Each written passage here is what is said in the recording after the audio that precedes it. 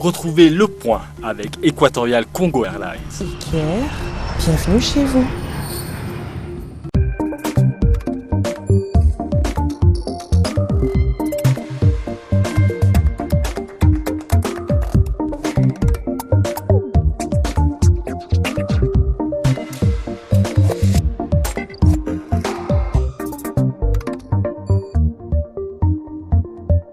Emmanuel Dongalin, êtes-vous prêt à faire le point?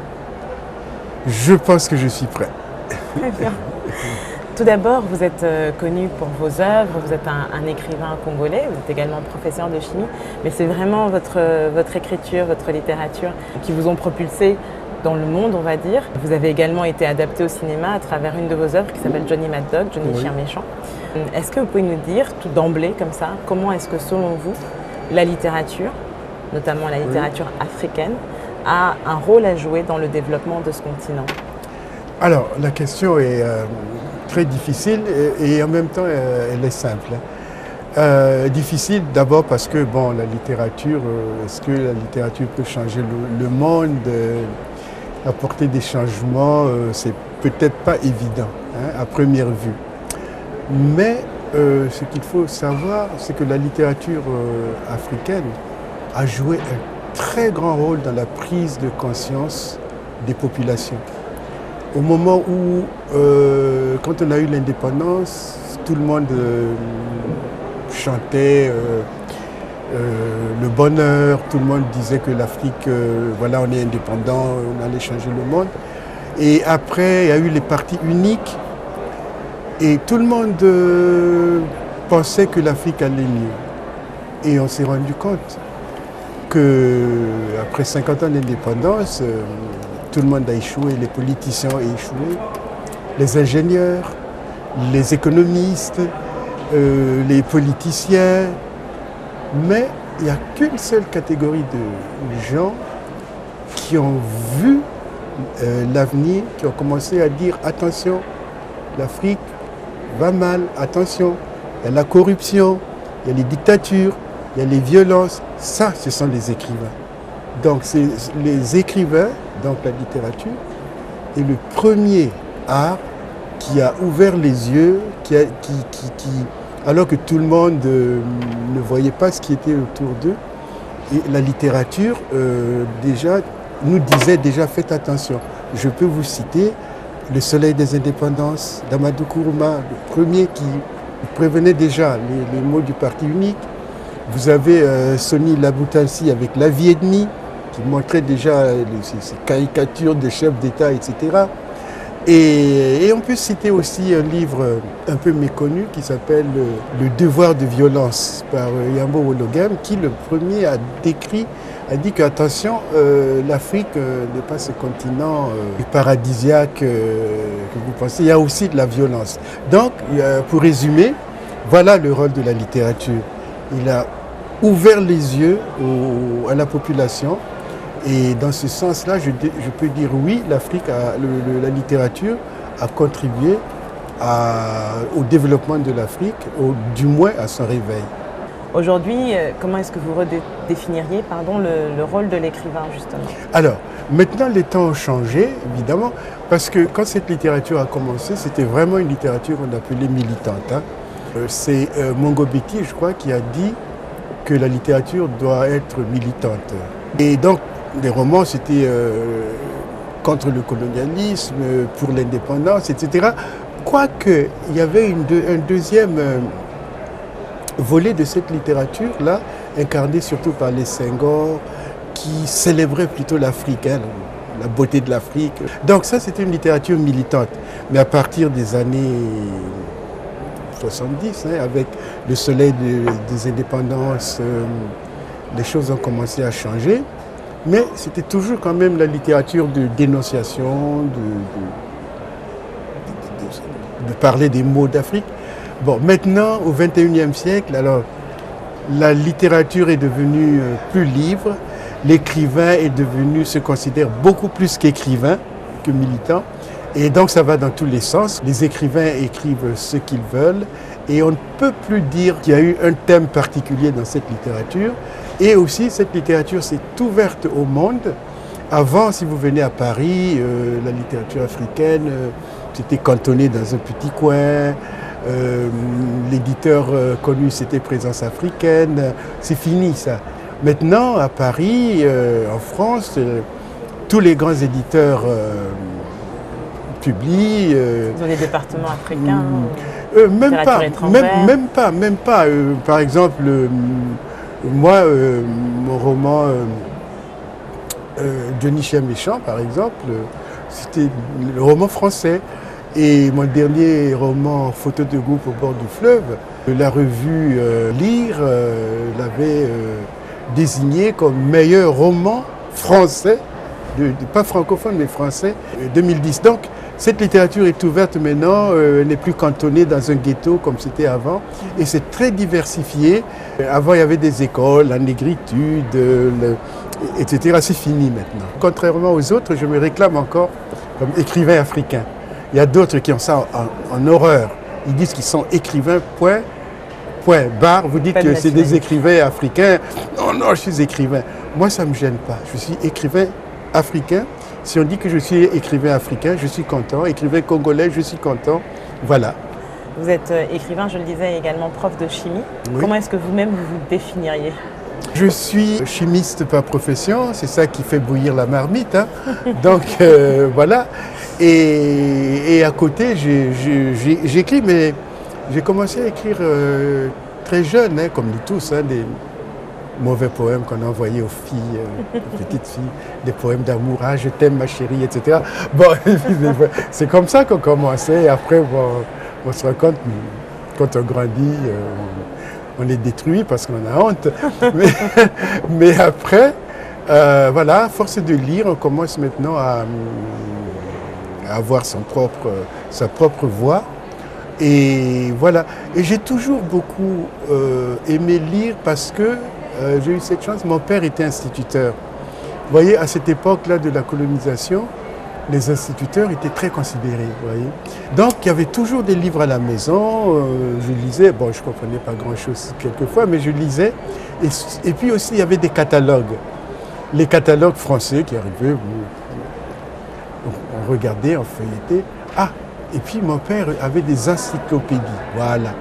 Dans ces encyclopédies, là, il y avait tout. Il y avait la littérature, il y avait les sciences, il y avait la géographie et tout. Donc je feuilletais, je passais de la science à la littérature sans voir qu'il y avait une différence. Et jusqu'au bac, parce qu'à l'époque, quand on arrivait en seconde dans le système d'enseignement français, il fallait choisir ou série lettres ou série sciences. Eh bien, j'ai choisi la série sciences. J'aurais bien pu choisir aussi la série littérature, mais j'ai choisi la série sciences et voilà comment je me suis retrouvé chimiste et je ne le regrette pas du tout. Vous alliez les deux, vous trouvez votre équilibre dans votre amour à la fois de la science et de la littérature. Je trouve que la science me passionne, c'est vraiment passionnant, hein. C'est une façon de découvrir le monde aussi. Et la littérature aussi, la poésie, voilà, les deux se complètent. Vous avez pas mal d'œuvres que vous avez commencé à écrire comme vous le disiez très très jeune. Et je dirais que votre écriture a évolué, votre style a évolué aussi, il a changé en bien ou en mal, je ne sais pas, au fil du temps. Oui, absolument. Bon, mon premier roman s'appelle Un fusil dans la main, un poème dans la poche. C'est tout un programme, ça. Ça vous montre l'époque, révolutionnaire, jeune. Fougueux.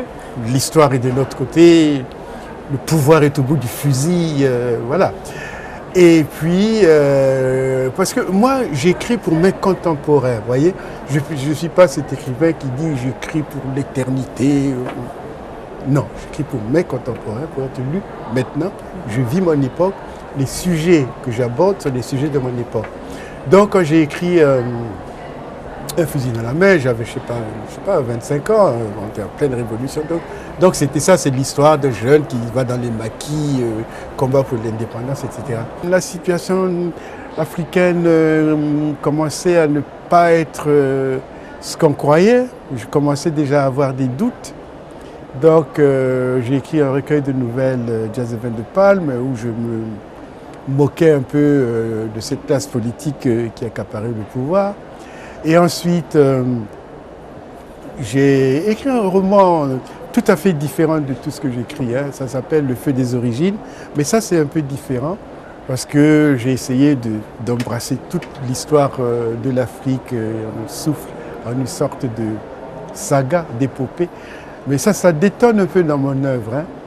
Après ça, donc, j'ai écrit Les petits garçons, naissent aussi des étoiles.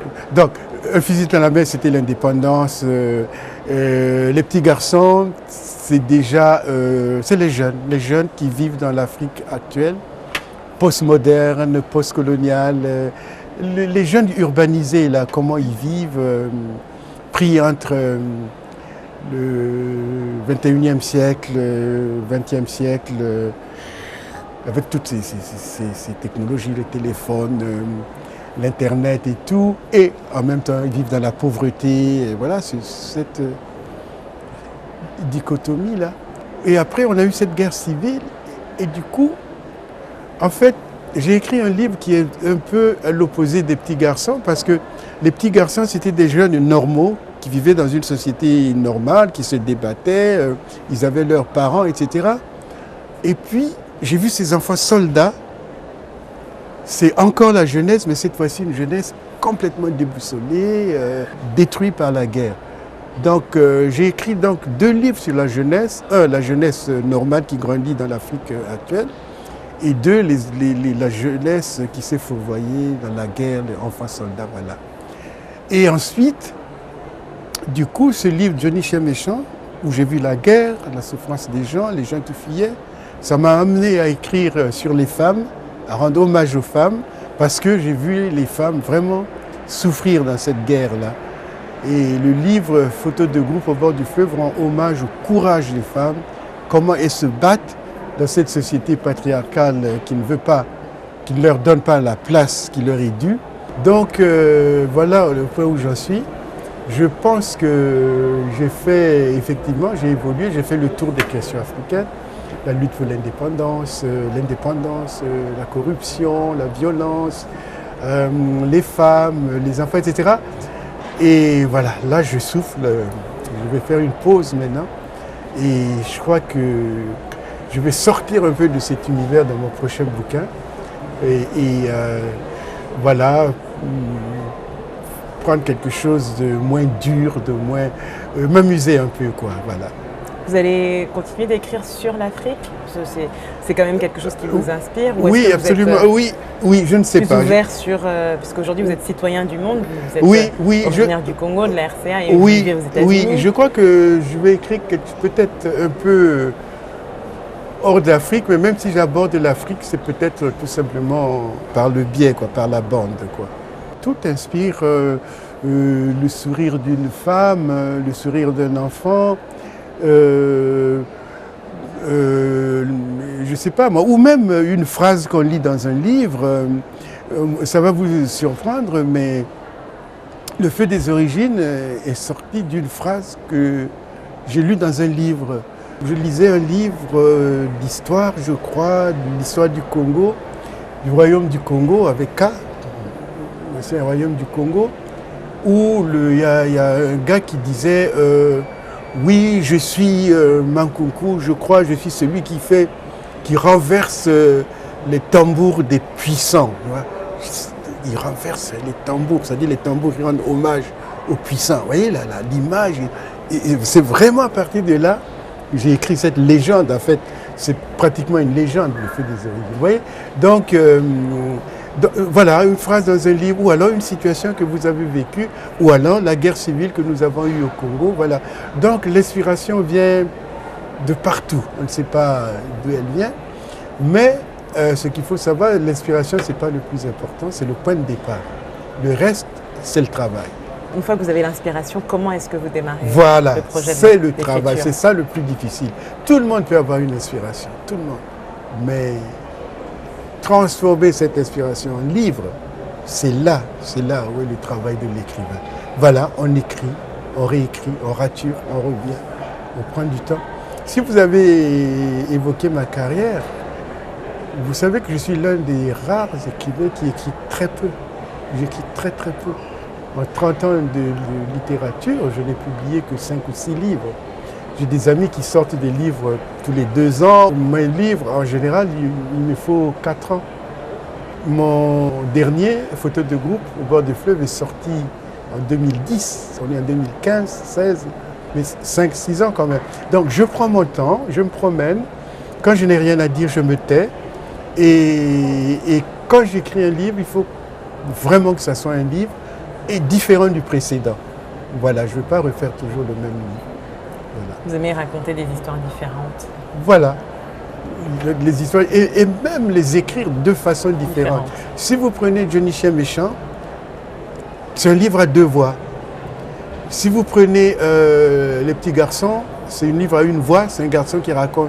Si vous prenez une photo du groupe au bord du fleuve, c'est raconté à la 2e personne, c'est une personne qui se raconte son histoire, une femme qui se raconte son histoire. Voilà. Si on devait retenir peut-être 3 caractéristiques de l'écriture d'Emmanuel Longala ou d'Emmanuel Longala, qu'est-ce que ce serait selon vous? Alors, la simplicité. Moi, j'aime écrire très simple, que le lecteur entre immédiatement dans mon livre.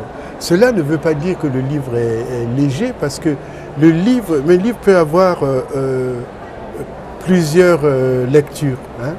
Vous pouvez par exemple prendre Les Petits Garçons, vous entrez immédiatement dans le livre, ce gamin qui raconte sa vie avec plein d'humour, etc. Je veux que le lecteur immédiatement saisisse ça, mais il y a aussi un 2e niveau de lecture, comment un État qui naît, se débat dans ses institutions, la lutte, etc. Vous voyez? Donc voilà, ce garçon qui grandit, etc. Mais en 2e lecture, on voit aussi cet État qui est en train de grandir, de faire ses institutions. Donc voilà, dans mes livres, c'est toujours à double, triple lecture, mais je veux que le premier niveau, tout de suite, soit abordable par le lecteur. Donc la simplicité et la clarté. En tant qu'écrivain, vous avez parcouru le monde, vous avez beaucoup voyagé. Vous voyez un petit peu quel poids représente la littérature et la culture pour l'éducation dans certains pays ou sur certains continents. En Afrique, beaucoup d'écrivains se plaignent encore du fait qu'on n'étudie pas assez la littérature africaine, qu'elle soit ancienne, contemporaine. On ne valorise pas encore assez nos auteurs. Quel est votre point de vue par rapport à ça? Je pense que quand même on commence. Avant, oui, parce que bon, il n'y avait pas beaucoup de... Moi, à mon époque, il n'y avait pas d'écrivains africains au programme. Mais maintenant, si je crois que les gens qui disent qu'on n'étudie pas, ce n'est pas tout à fait vrai. Parce que j'ai parcouru beaucoup d'universités d'Afrique francophone. Il y a toujours des écrivains africains au programme maintenant, de plus en plus. Et même dans les lycées. J'ai écrit un recueil de nouvelles qui s'appelle Jazz et Vin de Palme. J'étais surpris comment en Côte d'Ivoire, c'était dans pratiquement tous les lycées, c'était très lu. Donc ça avance quand même. On étudie de plus en plus la littérature africaine. Et si vous aviez un message à passer par rapport à ça, justement, le fait que les Africains puissent mieux connaître l'histoire et la littérature africaine, qu'est-ce que vous aimeriez dire? Non, mais qu'il continue, parce que pour un gamin, pour un enfant, c'est vraiment très important de retrouver des personnages qui lui sont familiers. Vous voyez? J'avais écrit un petit texte. Vous savez, il y a quelques années, il y a 2 enfants guinéens qui étaient entrés en clandestinité dans la soute d'un avion et ils sont morts. Et on a retrouvé dans leur poche une lettre à messieurs les représentants de l'Europe, etc. Ça m'a vraiment touché. Je me dis, mais si ces enfants, au lieu d'écrire cette lettre à leurs compatriotes, leurs collègues africains, ou écrivains africains, ou politiciens africains, c'est parce qu'ils n'en connaissaient pas. Ils ont adressé ces lettres aux messieurs d'Europe. Voyez. Donc c'est important que nous créions notre propre imaginaire où ces jeunes puissent puiser aussi leur vision du monde. Et ils sauront à qui s'adresser quand ils ont des problèmes. Vous-même, en tant que lecteur, quels sont les ouvrages dans lesquels vous reconnaissez les auteurs que vous aimez lire? Ouf. Moi, comme vous dites, un écrivain, je suis ouvert au monde, je lis tout. Je vis aux États-Unis, je lis beaucoup d'auteurs américains. Je peux vous citer Toni Morrison, par exemple, que j'aime beaucoup. Et puis aussi, bon, je lis aussi la littérature africaine anglophone. Le dernier que j'ai lu, c'est Americana de Chimamanda Ngozi. Et aussi, j'étais très proche de Chinua Achebe, il est très proche. Je lis aussi, des auteurs africains, évidemment. Dès que un livre paraît, si je mets la main dessus, je les lis. Voilà. Donc, Continuez ma de vous lecture nourrir. très ouverte. Très ouverte. Alors, Emmanuel Dongala, puisque nous sommes ensemble, nous allons passer à notre séquence pointillée.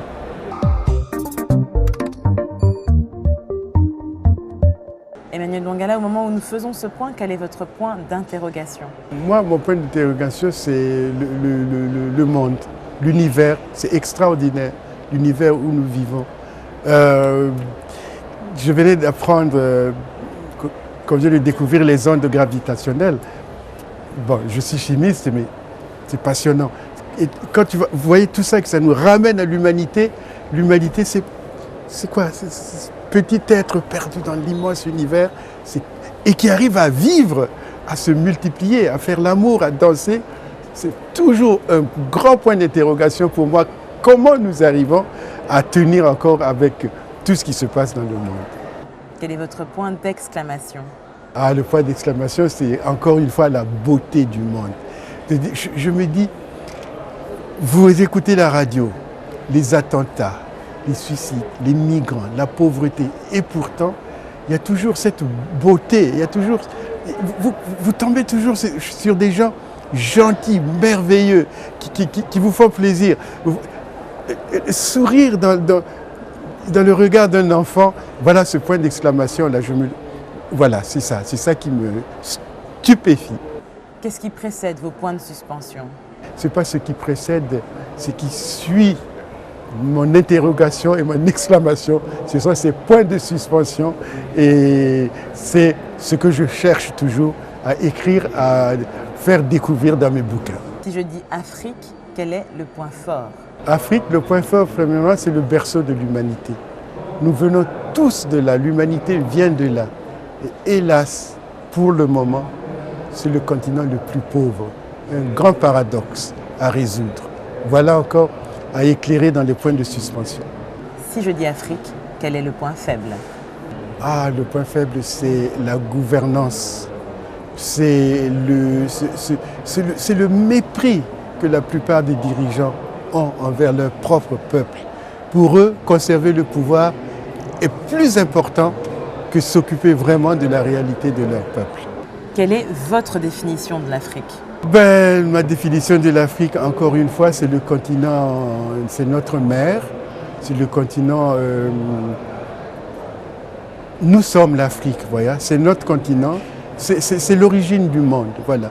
L'Afrique, c'est à l'origine du monde, malgré tous ses malheurs, sa mauvaise gouvernance, etc.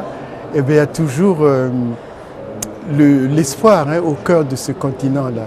Surtout pour quelqu'un qui vient du centre même de ce continent, le Congo. Vous voyez, le Congo, c'est le cœur de ce continent et je pense le cœur du monde. Quel est votre meilleur souvenir d'Afrique? Mon meilleur souvenir d'Afrique, c'est quand j'étais petit, c'est comme tout le monde, c'est pas original.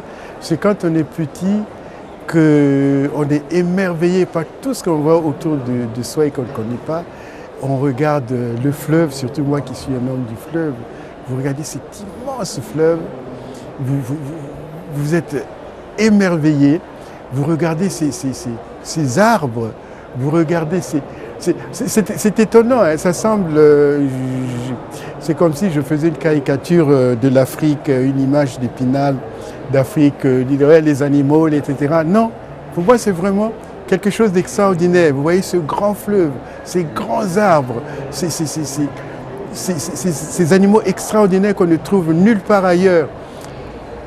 Tout ça, et puis cette végétation particulière, pour moi, ça m'a toujours émerveillé.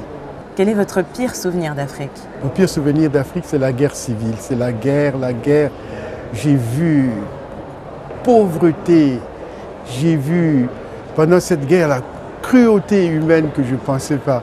J'ai vu des gamins ridiculiser des adultes. J'ai vu des hommes mourir parce qu'ils n'avaient pas une pièce de 100 francs. 100 francs CFA, c'est-à-dire, je ne sais pas moi, pour ceux qui connaissent le dollar, c'est 25 cents le dollar. Je ne sais pas, voilà, ça c'est mes pires souvenirs. Et c'est pour ça que je suis parti je me suis exilé un peu après cette guerre civile.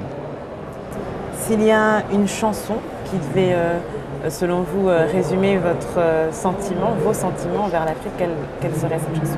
Alors j'ai beaucoup de chansons, mais je ne peux pas les citer tous. Alors si il faut citer une chanson, ben, je citerai la chanson que tout le monde connaît, la célèbre chanson de Kabasele, Indépendance Tcha-Tcha. Toute l'Afrique connaît cette chanson, pas seulement l'Afrique, les Caraïbes, Haïti, tout ça là je les ai entendus chanter. Indépendance Tcha-Tcha, voilà. Et enfin, Emmanuel Dongala, quel est votre point final? Je crois que la littérature africaine, maintenant, la littérature fait partie maintenant de notre vie. C'est une dimension indispensable de notre vie. Il n'y a pas que la politique, que l'économie, que la politique, mais les arts et la littérature, ça fait vraiment une dimension intrinsèque de l'Afrique de demain. Merci beaucoup. Ben, merci, je vous remercie.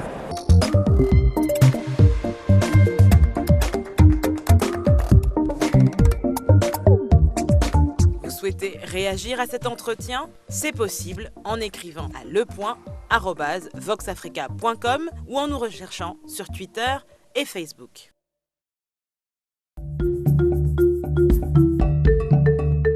C'était Le Point avec Equatorial Congo Airlines. Iker, bienvenue chez vous.